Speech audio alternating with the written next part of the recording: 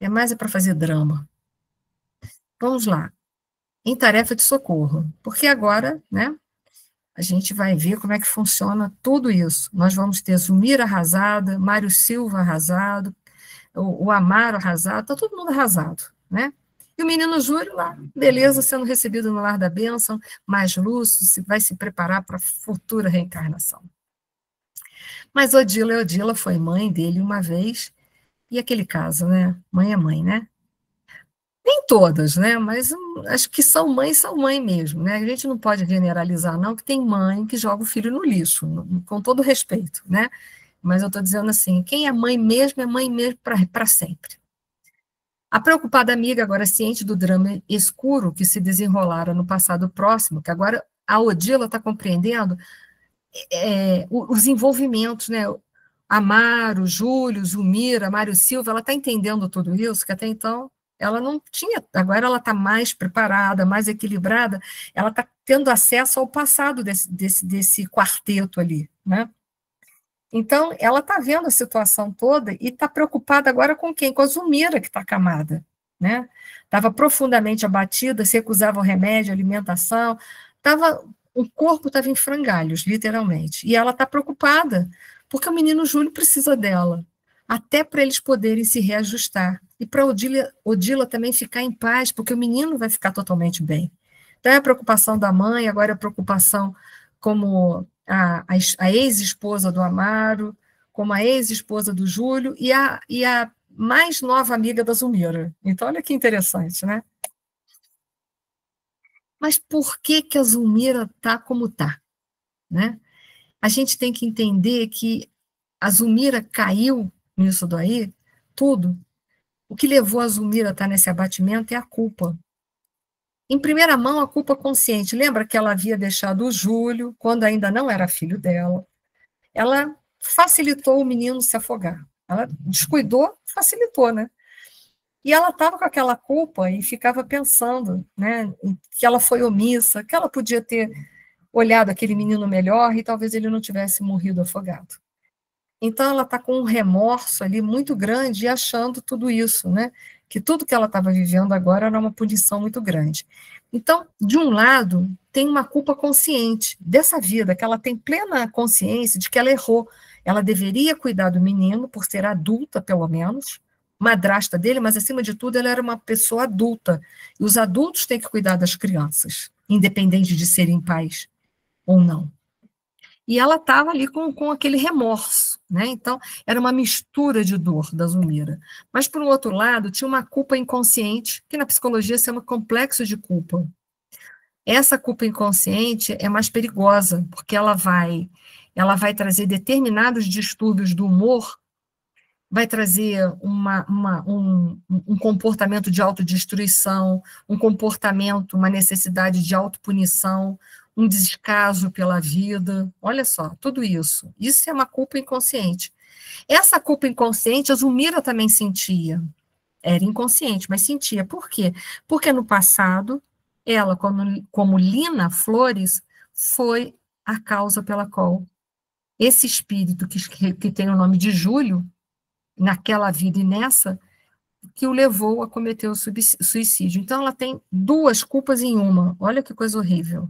Isso são os débitos agravados, né? Você já tem um débito com um espírito, você agrava com o comportamento na vida atual. É um débito agravado.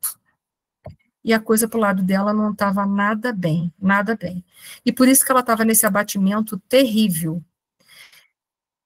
Quero reforçar para vocês, porque em toda vez que eu falo de culpa, eu falo que o pano de fundo da culpa é o orgulho. Lembra? Sempre falo isso. Eu sei que muitos de vocês ainda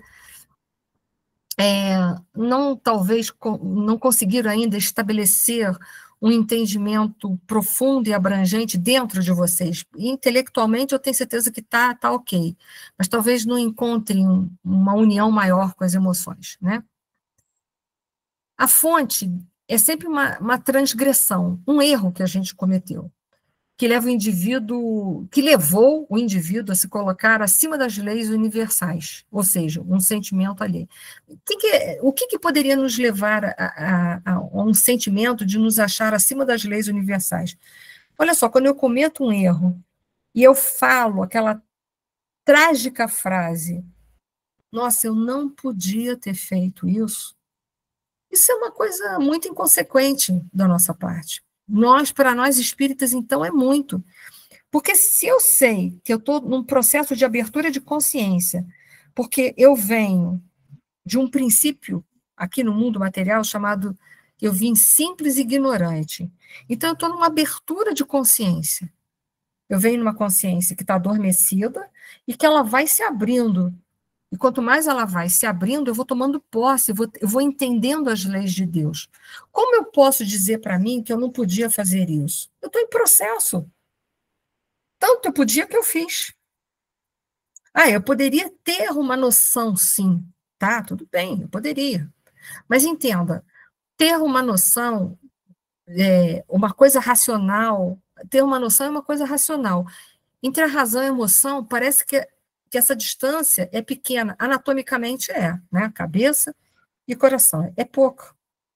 Mas essa distância, às vezes, emocional, ela é quilométrica. Então, o processo do entendimento, da sedimentação do conhecimento das leis de Deus, eles vão se fazendo em processo, pouco a pouco, que eu vou sedimentando os conhecimentos. Por isso que a gente entra em contato com a verdade, mas ela automaticamente não nos transforma 100%. Foi o que aconteceu com Paulo de Tarso, que ele falava assim, por que eu faço o mal que não desejo e não o bem que eu tanto queria fazer? Ele também estava em conflito. Por quê? Ele conhecia a verdade, ele queria viver a verdade, mas quando ele se pegava, ele estava fazendo erro. Por quê? Porque sedimentar esse processo, esse conhecimento, essa vivência das leis de Deus, é difícil, é um processo verdadeiramente, são etapas que a gente vai, sobe, desce, até que a gente fixa e não desce mais. É um processo, a gente vê isso constantemente nas obras de André Luiz. Os espíritos que se preparam no plano espiritual, reencarnam, e às vezes cometem os mesmos erros das encarnações passadas. Porque se fosse fácil, a gente tinha uma vida. Então a gente vai e vem. Né? Então, é o orgulho ou a vaidade que vai levando a gente a isso. Vamos ver o caso de Zulmira quando era ali na Flores. Por que ela cometeu aqueles vários adultérios? Porque provavelmente ela se achava muito merecedora de coisas muito maiores. E aí, por isso que ela acaba alimentando a culpa. Ela se achava tão merecedora de tanto. Não, mas olha só, eu posso, eu quero, eu vou, eu mereço muita coisa. Levou o Júlio a cometer suicídio. Indiretamente, ela não tem uma responsabilidade de 100%, porque ele poderia ter passado todo aquele sofrimento e falava assim, tá horrível, estou sofrendo um terror dentro de mim. Mas eu não vou me tirar a vida, eu vou lutar para superar essa emoção, esse sentimento, eu vou transmutar ele. Mas ele preferiu sair pela porta do suicídio. E aí, o que ela faz? Como ela se achava muito credora, muito acima, ela achava que ela não poderia ter cometido esse erro, mas o orgulho e a vaidade levaram ela até aí. Então, veja bem, a gente precisa compreender que somos seres cuja a perfeição não é absoluta, é relativa. A gente está sedimentando todo esse processo de abertura de conhecimento, das leis de Deus, e tomar consciência delas e vivê-las é um processo que vai durar mais ou menos. Para cada um tem um tempo diferenciado. Então, a gente não tem que se sentir culpado, a gente tem que se sentir arrependido, porque no arrependimento eu tenho consciência do meu erro e eu vou fazer de tudo para poder corrigir os meus erros. Enquanto que na culpa eu fico naquele processo ali, que a gente viu no slide anterior, ela se torna uma culpa inconsciente, eu começo a me autodestruir, distúrbios do humor, autodestruição, autopunição, desinteresse pela vida, que é a depressão. Eu fico dentro desse processo. Tudo porque, né, eu não consegui tomar consciência, eu caí em culpa. Então, assim, caiu, levanta, sacode a poeira e dá a volta por cima. Quantas vezes precisar.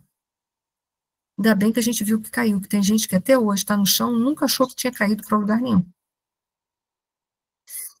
Outra coisa, na culpa, ou a gente se pune, ou a gente pune Deus, lembra? Ou a gente se culpa, se chicoteia, ou a gente vai e se desculpa. Não, isso aqui alguém sempre é culpado. Ou é o patrão, ou é o pai, ou é a mãe, ou é o vizinho, sei lá. E às vezes é Deus. A gente fala assim, eu estou vivendo isso aqui, isso é simplesmente uma punição de Deus. No caso da Zulmira ali, eu perdi esse filho porque um dia eu descuidei do filho dos outros. Então, fica nesse processo de sabotagem, dizendo, Deus está fazendo isso, está me punindo, porque um dia eu fiz esse erro e agora Deus está me tirando um filho. Deus não está tirando nada, não está tirando nada de você. Quando a gente acha que é Deus que está fazendo alguma coisa com a gente ainda está vendo um Deus antropomórfico, um Deus que ainda tem raiva, que é vingativo, ciumento. Então, a gente precisa abandonar essa ideia de Deus e entender. O que eu estou passando aqui de sofrimento não é Deus que está tomando conta de mim para me fazer sofrer porque um dia eu fiz alguma coisa errada. Não, eu estou simplesmente colhendo a semeadura feita em algum momento. Ou nessa vida, mas nessa mesma vida, mas em outro momento mais atrás, né? Ou em outras vidas. Mas tudo que eu estou passando não é punição divina, mas sim é consequência das minhas escolhas, das minhas atitudes equivocadas. Então, nem cair em culpa e nem cair em desculpa. Assume, pede a Deus que abra, que te ajude a abrir a consciência para você poder se quitar com a lei, né? Voltar e corrigir aquilo que você precisa.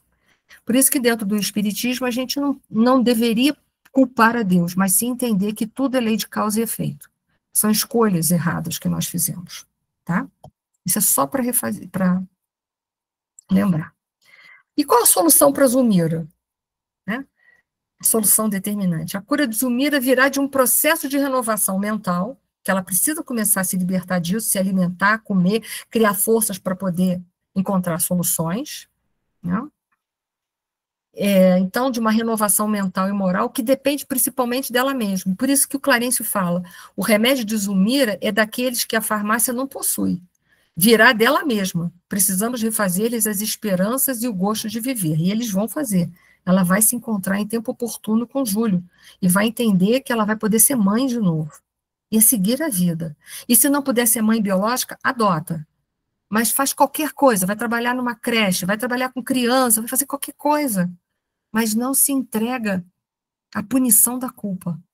E nem joga a culpa para Deus. Vai fazer alguma coisa para você se recuperar. E ela também precisa. E de Mário Silva? Mário Silva é a mesma coisa. Ele traz um remorso, que é a culpa consciente, porque ele desejou matar o menino, e não foi ele a causa, mas ele desejou. E, ao mesmo tempo, a culpa das vidas passadas, né? Porque ele está ali. Ele faz parte desse drama todo aí. Então, é uma culpa consciente e uma inconsciente. Mário Silva, foi o primeiro marido de Lina Flores, né?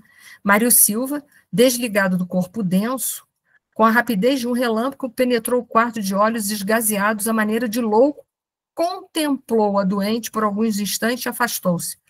E aí eles foram atrás dele, quer dizer, ele está desesperado, alucinado, porque para ele, aquele menino veio à morte por causa dele, porque ele deu um remédio com tanto ódio, ele queria tanto que aquele menino morresse, ele vibrou tanto, tanto, tanto, né? Que agora ele se sente culpado. É sabido que o criminoso habitualmente volta ao local do crime. O remorso é uma força que nos algema a retaguarda. Lembra que eu falei para vocês que a gente cria laços magnéticos de amor ou de ódio? Então, quando eu faço um vínculo de amor, ótimo, positivo para mim. Quando eu crio laços magnéticos de antipatia, raiva, de ciúme, inveja, de ódio, são os negativos, e eu vou ficar imantado como eu fico dos afetos, eu fico dos desafetos. Porque a lei de Deus é de amor, e não de ódio. Então, a gente veio aqui para se amar. Mais cedo ou mais tarde, a gente vai ter que amar até o inimigo, até aquele que a gente antipatiza. Essa emoção vai ter que ser transformada e transmutada. E aí foi o que aconteceu com ele. E aí, olha só, com surpresa para nós, uma freira desencarnada rezava junto dele. E aí eles começaram a perguntar quem era aquela freira. Não era nada demais, a freira trabalhava no hospital, estava ligada a uma congregação de um espírito, né, da irmã Paula, e ela estava ali, ela era um espírito simpático, lembra? Por isso que eu trouxe aquela lembrança do livro dos espíritos, que a gente tem um anjo de guarda, tem os espíritos familiares e tem os espíritos simpáticos. Ela era um espírito simpático. Ela tinha ido ali por quê? Porque o Mário Silva não tinha ido trabalhar no hospital e eles ficaram preocupados porque o Mário Silva era muito correto naquilo que ele fazia. Olha só, ele tem virtudes. Ele pode ter ódio pelos inimigos, mas ele tem virtudes. E são com essas virtudes que nós temos que trabalhar para superar os nossos vícios. Então, ela foi lá para ajudar, né? Então, eles fizeram várias perguntas para essa enfermeira, para essa freira, né? E ela disse que não era enfermeira, era uma freira que trabalhava no hospital e coisa e tal, e contou toda a história.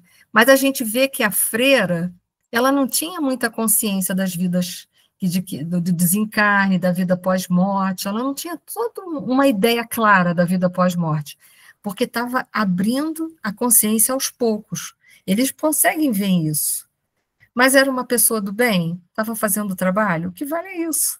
Aos poucos ela ia compreender melhor, porque pela formação religiosa dela, ela não tinha essa bagagem, e agora está se abrindo pouco a pouco essa janela. Ela já compreende com mais clareza que a morte não existe, ela não está procurando o céu, o inferno, o purgatório. As coisas estão abrindo pouco a pouco para ela. Daqui a pouco ela vai entender outras verdades ali. Mas isso é importante, né? E aí, só para lembrar de novo, isso aqui eu trouxe só para vocês lembrarem, a freira está no grupo dos espíritos simpáticos, auxiliando o Mário Silva. Está vendo só? Quanto vale a pena a gente ser bom? Tá bom, Márcia, boa tarefa. Fica com Deus. E o esclarecimento de Clarence em relação à irmã. Nossa irmã pertence à organização espiritual dos servidores católicos, dedicado à caridade evangélica. Temos diversas instituições dessa natureza, em cujos quadros de serviço inúmeras entidades se preparam gradualmente para o conhecimento superior. Então, ela ainda ia entender melhor essa questão da vida pós-morte. Sob a direção de autoridades ainda ligadas à Igreja Católica, perguntou Hilário. Como não? Né? Era essa a vinculação dela religiosa. Como não? Todas as escolas religiosas dispõem de grandes valores na vida espiritual. Então, todos têm lugar para trabalhar na espiritualidade. Né? Então, ela ainda ia ter que ter outras percepções da vida espiritual, mas ela ia acabar conseguindo. Né? E aí, esclarecimento contra as religiões e os homens. Né? Na personalidade humana, a alma é dividida em duas zonas, que representam o conflito. Eu não vou ler isso aqui, não, tá? Isso aqui, vou pular. Depois eu falo outra hora para vocês. E, finalmente, os esclarecimentos de Clarence. Pobre amigo permanece impressionado com a morte de Júlio, conservando aflitivo complexo de culpa. Olha o complexo de culpa, né? É uma mistura de remorso com complexo de culpa, daquilo do passado, né? Tem um pensamento ligado ao pequeno morto, à maneira de imagem fixada na chapa fotográfica. Passou o dia acamado sob extrema perturbação. Observo que não foi à casa de Antonina, conforme previa. Sentiu-se vencido, envergonhado. Entretanto, somente nossa irmã possui para ele o remédio indispensável. Por quê? Porque existe vínculo de amor, de carinho. Antonina é uma alma muito boa, né? E vai ser ela que vai ajudar ele a superar essa culpa. O auxílio dessa natureza ampara-lhe o auxílio dessa natureza, da Antonina, ampara-lhe as forças, mas não resolve o problema. Desculpa, aqui o auxílio está se referindo à freira. Silva, que é o Mário Silva, deve ser atingido na mente a fim de melhorar-se. Requisita ideias renovadoras. Antonina tem, porque ela vai falar da vida espiritual. E, no momento, Antonina é a única pessoa capaz de reerguê-lo com mais segurança. E vai conseguir. Então, assim, entenda, para todos os males na vida tem um remédio, porque Deus é Pai de infinito amor e infinita misericórdia. Ele é onipresente, onisciente, onipotente. Então, ele tem remédio para todos os tipos de dores que a gente inventar na nossa vida. Porque a gente é que inventa as dores, né? Ele tem.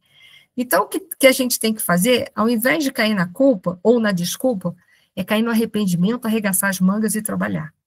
Porque a vida exige isso. Para a gente ser feliz, a gente precisa se renovar. Então, gente, essa era a mensagem dessa noite. Que a paz desse nosso querido irmão maior, nosso Senhor Jesus Cristo, invada o nosso coração, nossos pensamentos, nossas emoções, para que a gente possa cada vez mais se dirigir no caminho que leva ao Pai. Muito obrigada a todos, uma noite de paz. Boa noite para todos. Beijo, gente.